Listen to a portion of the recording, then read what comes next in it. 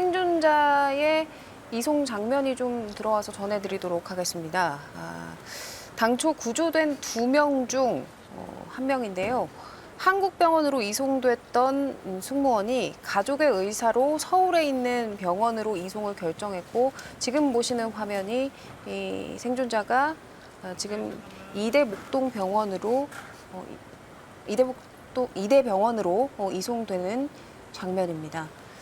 다시 한번 말씀드리겠습니다. 지금 보시는 화면은 구조자 2명 중에 1명의 서울로의 이송 장면이고요. 당초 한국병원으로 이송됐다가 가족의 의사로 인해서 서울 이대병원으로 이송을 결정했습니다. 그 장면을 지금 보고 있습니다.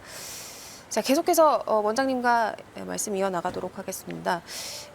지금 블랙박스 확보 여부가 중요하다, 이런 이야기를 저희가 계속해서 하고 있는데요. 이 블랙박스도 종류가 있더라고요. 하나가 비행 기록 장치, 또 하나가 음성 기록 장치인데, 비행 기록 장치는 수거가 완료됐다고 발표가 됐습니다. 이 두 장치에 어떤 내용들이 기록되어 있고 사고 원인 조사에 저희가 어떤 의미를 좀 가져볼 수 있는지 여쭤보겠습니다. 네. 말씀드렸지만 사실은 비행 기록 장치 우리가 블랙박스, 근데 이제 사실은 이 색깔들은 다 오렌지색입니다. 근데 그 플라이트 데이터 레코더에서 FDR 또는 이제 디지털이 붙어서 DFDR이라고 하기도 하고, 그다음에 조종실 음성 기록은 이제 칵핏 보이스 레코더에서 CVR 이렇게 있는데요. 이 위치가 다릅니다. 항공기에 장착된 위치가. 그래서 비행 기록 장치를 확보했다는 건 일단 다행인데, 사실 굉장히 중요한 게 또 다른 게 이제 음성 기록 장치인데, 그게 아직 수색 중이라고 하는 게 조금 저는 의아스럽기도 합니다. 예를 들면은 다른 항공사고처럼 막 비행기가 심해에 떨어졌다든가 해서 수천 미터 바닷속에 떨어졌을 경우에도 얘는 몇 년 뒤에라도 확보가 되고 수색해서 찾기도 하거든요. 그렇기 때문에 요거는 지금 육지에 있는 상황이라서 아마 찾는 거가 그렇게 어렵지는 않다고 판단이 되는데, 아직 못 찾는 거는 저는 사실 잘 이유는 모르겠습니다. 근데 아무튼 비행기 안에 있을 거기 때문에 곧 찾을 거라고는 생각이 되고요. 요 두 가지 장치가 다 있어서 FDR이 비행에 대한 전반적인 어떤 그런 그 여러 가지 파라메터라든가 이런 것들을 저장하고 기록한다면, 비행 기록 장치요. 예, 네. 그게 이제 또 나머지 음성 기록 조종실 음성 기록 장치죠. 칵핏 보이스 레코더는 조종실 내에서 조종사 간의 대화라든가 조종사가 바깥의 관제탑과 또는 관제 기구와의 통화한 내용, 이런 것들이 다 저장이 되기 때문에 두 가지 다 있어서 두 개를 다 같이 놓고 비교 분석을 해야지만 상황을 좀 더 명확하게 알 수가 있습니다.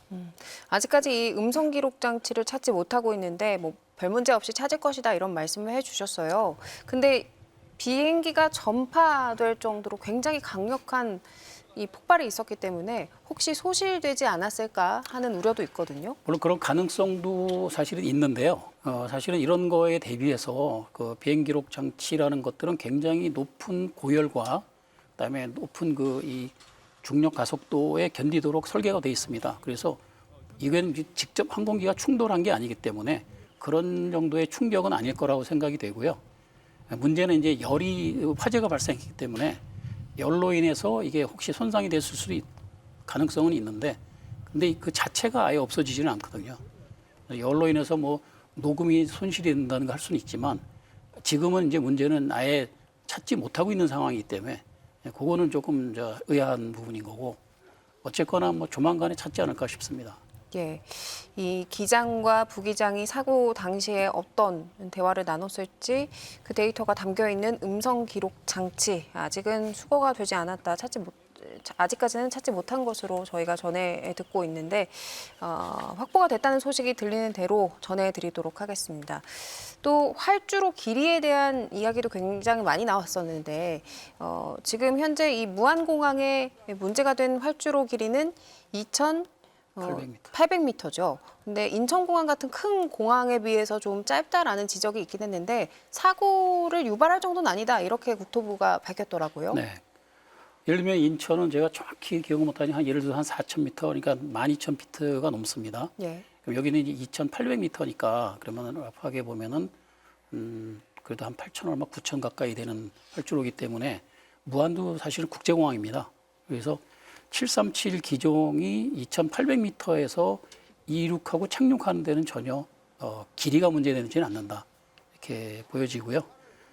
문제는 지금 사실은 뭐 이거보다 더 짧은 공항에서도 다 충분히 착륙을 하고 있기 때문에 2,800m라는 그 거리 자체가 이 사고의 발생 원인이라고 보기는 어렵습니다. 문제는 거기에 덧붙여진 여러 가지 지금 그 랜딩 기어가 안 나왔다든가 아니면은 속도 처리가 제대로 안 됐다든가 배풍이 불었다든가 뭐 이런 요인들이 복합적으로 가해져서 정상적인 속도 처리가 안 된 그게 원인인 거죠.